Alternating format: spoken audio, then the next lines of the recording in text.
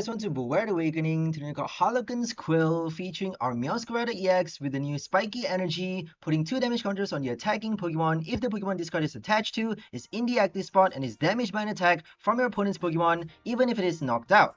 So we're stacking on the punishment with our Bouquet Magic ability, Rocky Helmet, and Cacnea's counter attack quills to prepare for a one-hit knockout using our Lycanroc's Clamping Fangs attack, doing 40 base damage plus 40 more for each damage counter opponent's active Pokemon for 3 colorless, making use of its Spike Clad ability for the auto acceleration.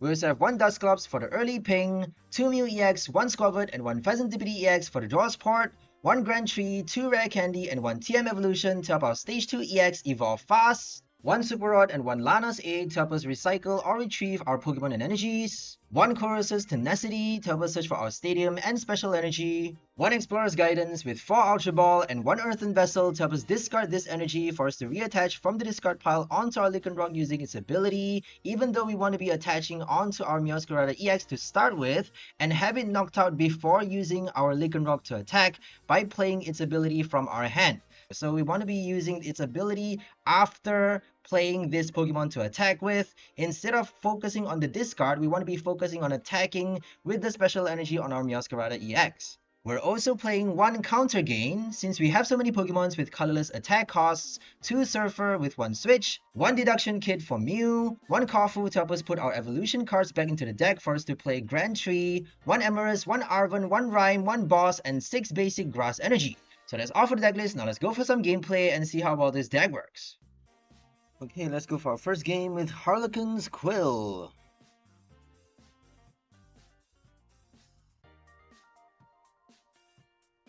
We're up against Dragapult EX with Frostlass. Spoiler alert, too late for that.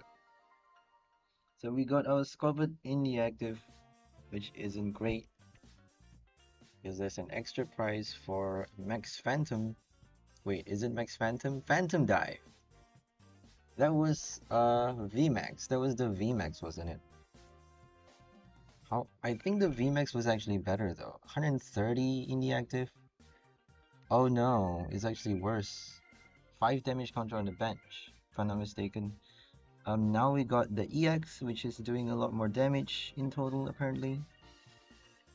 And we got Crispin, no more Horror Energy. We got Spiky instead, which does not work on Dragapult.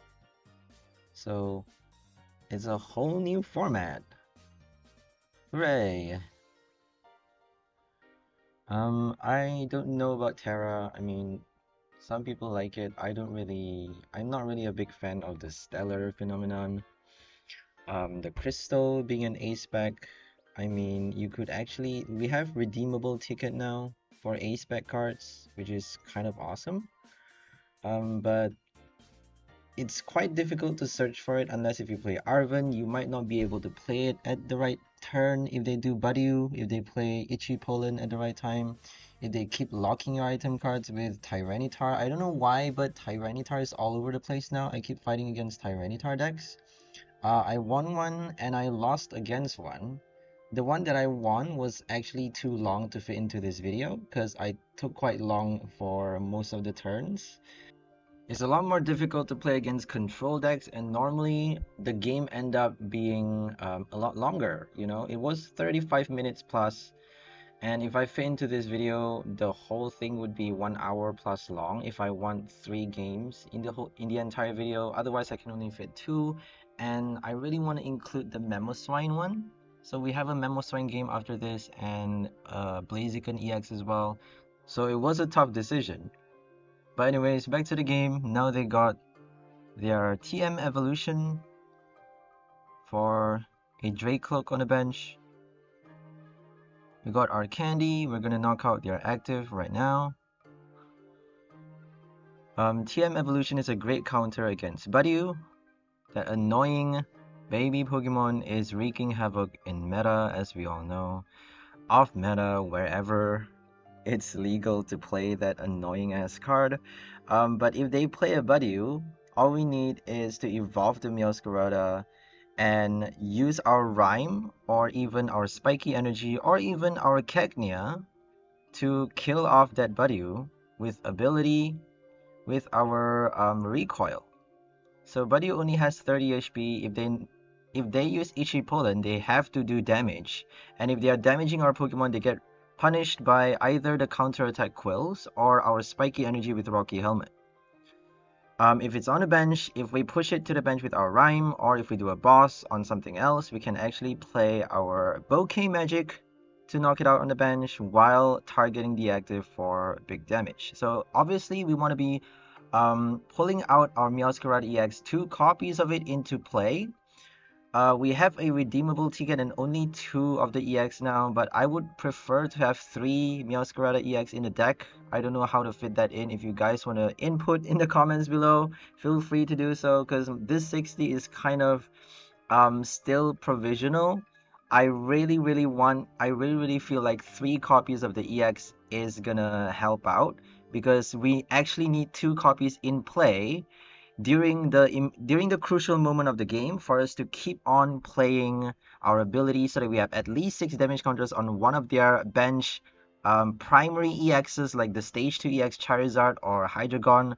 Well, Hydreigon is actually weak towards the grass, so if they are weak towards fighting or grass, we don't need 6 damage counters, we just need 3 damage counter. But if they're not, they're playing like a Blaziken EX, a Mamoswine. Well, Mamoswine is actually weak to grass.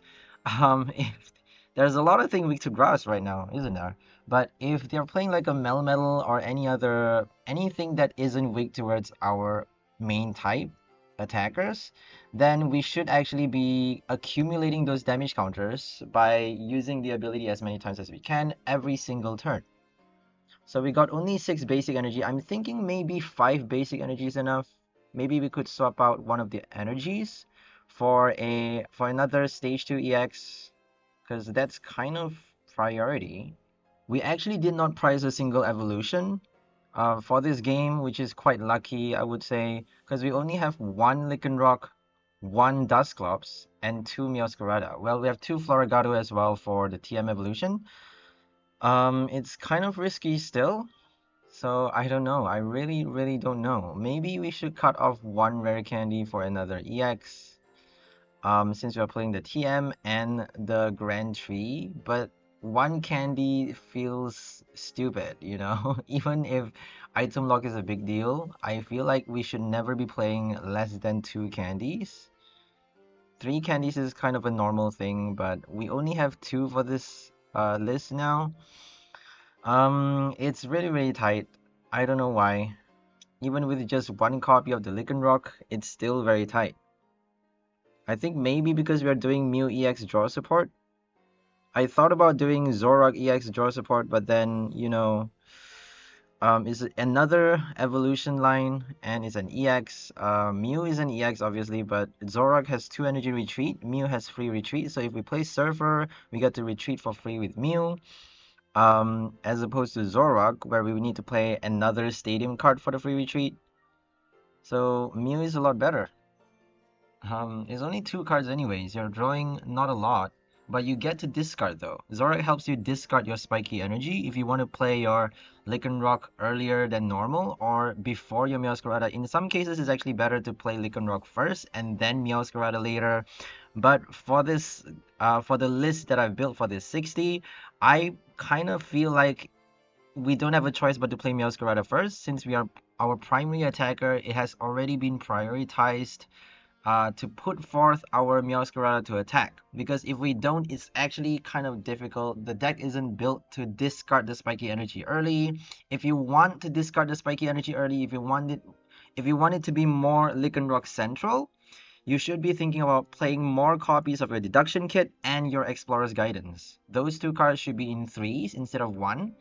But the reason I didn't go for that is because I want more Meowscarada in play so that I can play his ability more times and punish our opponent with enough damage counter before pulling out my trump card for the 1-hit KO.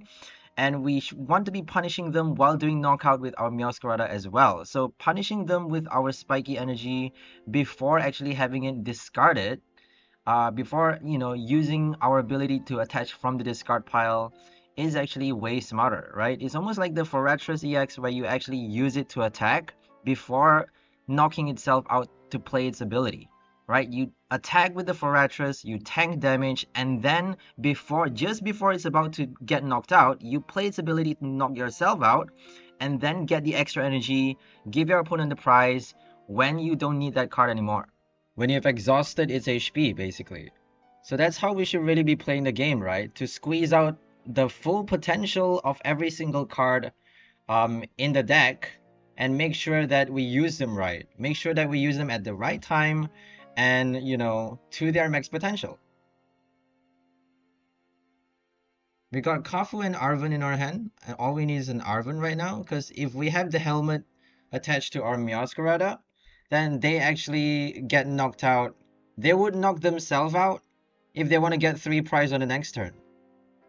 There's always Jamming Tower, but normally people don't play that in a Dragapult EX deck. They normally do Jamming Tower in a control deck, and Dragapult is not a control deck. It could be one, but it's not. They're not focusing on that for this game, so let's hope they don't play it, right? You never know. But our best bet here is to get the helmet and Ultra Ball. Counter Gain could actually work later as well, because they're drawing a lot of prizes pretty fast. Yeah, we could actually make use of Counter Gain for this game, but we were too scared because this is our only Arven. I was actually thinking about swapping the Amarys for another Arven, but then if they lock you from playing item cards, Arven actually searches for only the tool card, and actually another card that gets stuck in your hand. If you choose not to search for the item, that's fine, right? You could actually draw other cards with your Mew, but then if you get the item card, it gets stuck in your hand if you're locked from using item cards.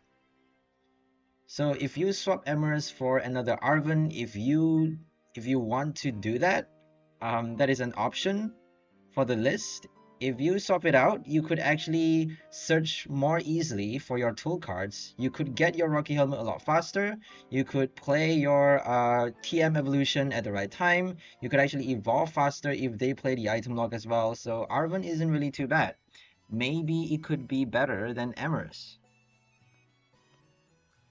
I've played this deck for close to a whole day, more than 24 hours definitely, but I'm still quite undecided in terms of how many copies of each card to play. This is the best that I can do at the moment, but there is definitely still room for improvement. So the Arven that I talked about, maybe another Chorus, I don't know, but I'm thinking maybe the ticket is the problem. Maybe we don't need to play the redeemable ticket. Maybe we should swap it for a Daisy or something.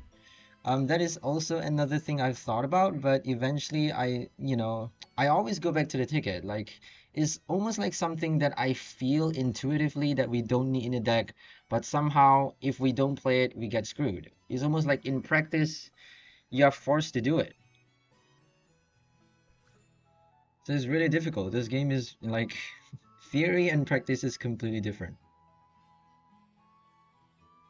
And I've spent a lot of time. I normally, when I build a deck, I spend a lot of time philosophizing, going through scenarios in my brain rather than actually playing the game. You should really be collecting experience by playing multiple games rather than just getting stuck trying to decide how many copies of each card to play. But I always get stuck doing that, which is very stupid.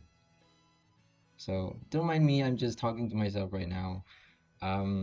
Trying to grow as a person, but getting stuck as usual. Okay, so we got Rhyme Kafu in our hand with the Ultra Ball. We're just gonna hit the Dragapult right now. So if we use our ability, we could target the Snorunt on the bench, but they're probably gonna evolve it on the next turn. If they don't evolve it though, then on the next turn, we just need one candy, one of the Meowscarada. They're probably gonna knock out the active, so we just need the second Meowscarada to take out the Snorunt. But we actually decided to attach the energy right here because we are too afraid of not getting our Counter Gain, because there is actually no way of searching for that card since we have Arven discarded already. and we only have one deduction kit, but lo and behold, we actually got it on the next turn. It's always, this shit always happens. Like, if you plan on not getting the card shows up. If you plan on, if you know, if you prepare for the card to show up, then it doesn't show up. That always happens to me. I don't know why. It's like, I don't know, demonic intervention. I wouldn't say divine, because it's actually torture, so demonic intervention, I guess. So the interesting thing about this turn is that if they play a boss, the whole game shifts. They play the boss, the whole game shifts because our spiky energy doesn't work anymore, and here comes Iono though, so thank God. But if they target like the Mew, for example, even worse, because then they get 3 prize, and then all they need is the Frostless to do the work for them, right? Frostless actually gives them, well, if they pull out the Mew, they just need to place the 6 damage counter on our Meowscarada in the active that got pushed to the bench. Then they just need, how many more damage counters they need? They just need 2 more damage counters, because the Frostless between the turn already got 1. And then if we don't kill the Frostless with a boss on the next turn, if we don't get our boss on the next turn to target the Frostless, then they just need, well, they already won, right? Because the Frostless is gonna do the work for them. So we have no choice but to target the Frostless if they do a boss on our Mew. That's the danger of Dragapult. They probably are playing a lot of counter catchers, a lot more catcher as opposed to boss. Seeing that they have the Iono, so thank God for that. No boss on that turn, we're safe. Rocky Helmet worked, and Spiky Energy helped us knock out their active. Now we got 2 prize remaining, they got 1 prize remaining. And we could have actually won this turn if we just trust on the counter gain.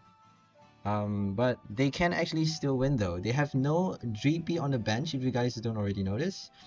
But they can still pull off a 1-hit KO. They just need 1 knockout, but we're gonna evolve our Meowscarada right now to make it a lot more difficult for them. But if they do a boss with the Ursaluna, you get my point. If they play Ursaluna, they just need 1 energy for the retreat, and Ursaluna attacks for free because we have 4 prize remaining. Sorry, we have taken 4 prizes, and we're gonna take an extra prize right now. So basically, it has 5 less colorless energy costs. So Ursaluna attacks for free. But Dragapult doesn't play Ursaluna. Why would Dragapult play Ursaluna, right? Why would any deck play Ursaluna? Well, you never know, really. If you're playing a meta deck, normally people like to include 1 copy of that annoying card if they have a Turo in the list. If they don't have a Turo or a Scope Up Cyclone or something to that effect, they might decide not to play that card. So we got Deduction Kit, and it was a counter gain at the top 3 cards of the deck. So since it's not gonna help us anymore, we already attached the energy.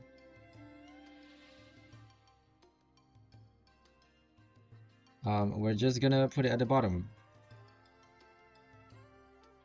Draw 3 new cards. Got the energy, that's all we need. But we're gonna play our 𝑑𝑚𝑪𝑮𝑳 because it only has 1 energy retreat, and it has slightly more HP than the Mew. So it's not gonna do anything. If they have the Ursaluna, they win. Like, might as well just bench it. Got our Surfer for the next turn. Let's play the Vessel. Get some energies. Punish the Snorunt on the bench.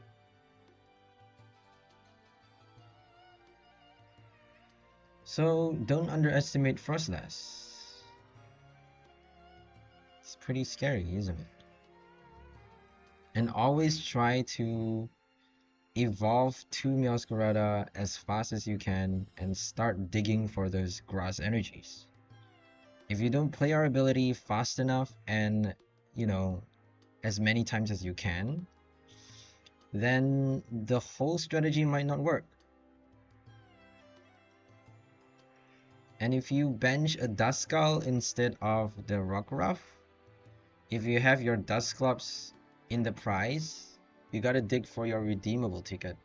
If you bench the Rockruff, same case, if you bench the Rockruff and have your Lycanroc in the prize, if you have your Duskull prized as well, but your Dusclops in the deck, then you gotta play your redeemable ticket. So whichever basic that we have, we gotta run with it. If we got the Dusclops, we gotta run with it with our Meowscarada and Spiky Energy in the active. Kind of get the first knockout somehow. If they don't play a fire or if they don't do a one-hit KO on the Meowscarada, we got hopefully more than one knockout with the first EX, and then we can start drawing out the right cards. We can start playing our Lycanroc hopefully. If we play the ticket at the right time. So it's not easy. It's possible though. That's the fun thing about this game, is that not, you know, off meta decks is not, this is kind of meta, I would say. This is quite meta. We just added one copy of the Lycanroc and we just kind of fit in a very suitable card for this EX, which is the new Spiky Energy. So there we go, we got the last prize with our ability, sniping the bench with Bouquet Magic, Flower Bomb, with the Barbed Jester. So here comes the Memoswine game, 𝑙𝑑𝑚𝑪𝑮𝑳 with Memoswine. Dual ability Quacklevolt.